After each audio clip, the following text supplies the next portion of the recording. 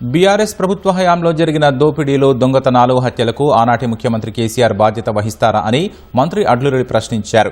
కేటీఆర్ నోరు అదుపులో పెట్టుకుని మాట్లాడాలని, లేదంటే రాష్ట్రంలోని 33 జిల్లాల కాంగ్రెస్ కార్యకర్తల నుంచి తీవ్ర పరిణామాలు ఎదుర్కోవాల్సి వస్తుందని హెచ్చరించారు.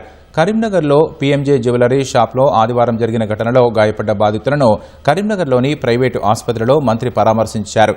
దాడికి పాల్పడిన ముఠాను త్వరగా పట్టుకుని చట్టపరంగా శిక్షిస్తామని స్పష్టం చేశారు.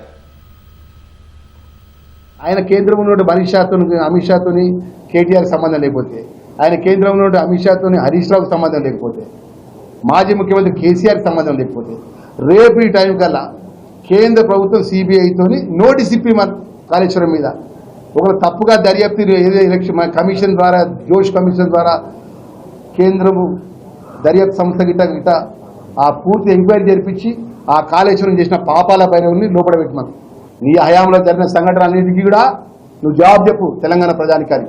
ఆ దొంగలను ఐడెంటిఫై చేయడం జరిగింది. సుమారు 10 నుంచి 15 టీమ్స్ మొత్తం కూడా ప్రత్యేకమైన బృందాలుగా ఏర్పడి ఆ దొంగలను పట్టుకుని తీవ్రమంగా శిక్షించే విధంగా చట్టపరంగా చట్టాన్ని పనిచేస్తుంటే ఏది పడితే అది నోటికి ఎంత వస్తే అంత మాట్లాడు. రేపు రాబోయే రోజుల్లో పూట ప్రజలు అన్ని గమనిస్తున్నారు.